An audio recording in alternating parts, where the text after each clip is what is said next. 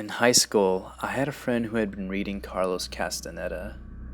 Carlos wrote about the Yaqui shaman Don Juan Matus, who would access the spirit world by ingesting peyote, datura, and other drugs. So he, inspired by Don Juan, went on one of his expeditions to find herbs and came back with a Tupperware full of the spiny pods. It would be a huge understatement to say that we were unprepared for the extent of the experience.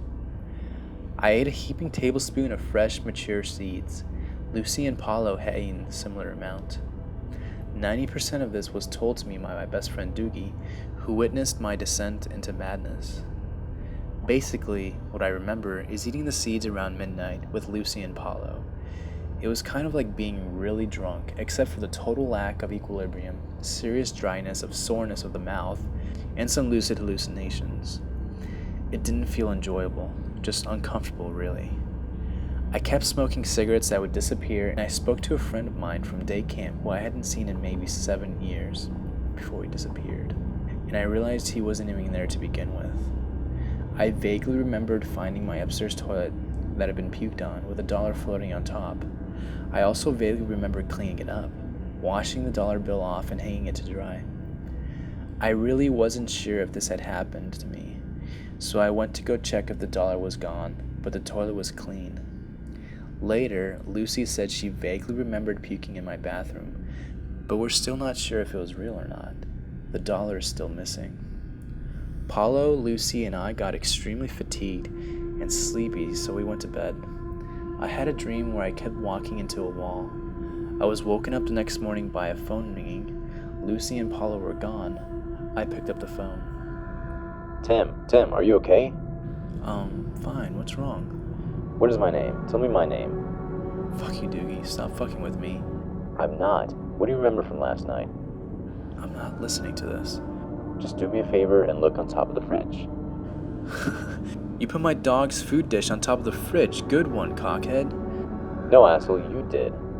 Whatever, goodbye. I'm coming over. I go upstairs where my mom's house is in total disarray. I find the wall-mounted phone hanging off the hook, the front door standing wide open, the table and the entryway overturned, a broken vase on the floor. And it was Halloween. So we had this dish of candy corn. Someone went through maybe 75 pieces of candy corn and bit off only the orange half. I started freaking out. I had really thought that Doogie was just joshing me, but he never took jokes that far. So Dave came over and helped me clean up. I found all the pieces of the vase, broken where they lay, except for a very large section that was hidden beneath the curtain on the other side of the room. Strange. After we had cleaned up, Doogie proceeded to tell me what had happened.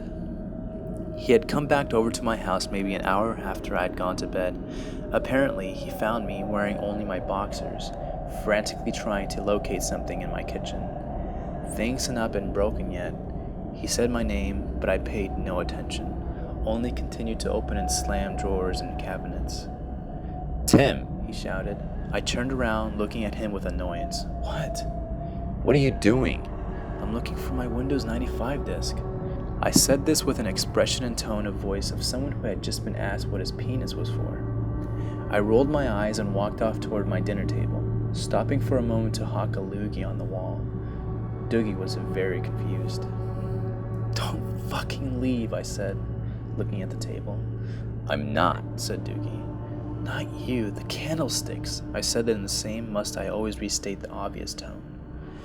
Tim, what the hell is wrong with you? Who are you? I'm your best friend. I tried to remember. John? No. Jake? No, you don't even know anyone named Jake. I'm Doogie, what the fuck? Oh yeah, Doogie. I spit another substantial hawker on the wallpaper. Tim, this is your house. Have some respect. Stop spitting on the walls. Okay. I spit on the floor. What the fuck, Tim? Hey, at least I didn't spit on the wall. I grab a spoon off the table and seem to be trying to smoke it. I make as if I'm lighting it with an invisible lighter and take a deep breath. I offer David the spoon. No thanks. He takes the spoon away from me. I walked away and grabbed my dog food bowls and went downstairs. down to my fridge where I carefully placed the dish on top. "She doesn't need it, and I don't like her anyway," I said, either anticipating his question or maybe just talking to myself. I opened my fridge and began digging into pockets of my boxers, except they didn't have pockets. "I'm so thirsty. I don't think I have any change." I look at Doogie. You don't need change. This is your house. That's your pop. "Okay. Do you have 50 cents? Sure. He reaches in and pulls out a brisk iced tea and opens it for me.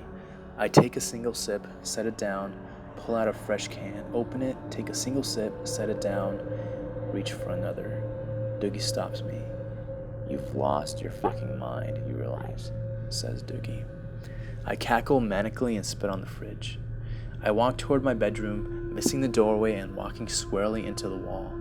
David helps me. Apparently, Paulo and Lucy had already left. Where did Lucy go, Tim? She went to see the shadow people. Not long after this, I think, Doogie managed to get me into bed and go to sleep. Then he went home. It was a school night. I'm not sure if I got back up and did those things upstairs or if Paulo and Lucy came back and did them. I guess I'll never know for certain. Lucy woke up in her bed, legs and feet muddy and scraped, with no recollection of how she got there. Paulo woke up at home too. These people didn't drive, and they didn't live close to me either. I'm probably forgetting parts. I've heard Doogie tell this story so many times, but I'm pretty sure I did other stuff too. The story gained something of legendary status in my high school. These are the highlights from some of my other friends' stories. Joseph B. ate some, put on Working Man's Dead, and proceeded to talk to Jerry Garcia all night long via his radio. Schloppy, sitting shotgun in a moving car, saw a dark man with a Tommy gun sitting in the back seat. He bailed from the car. Junebug ate some before his family dinner.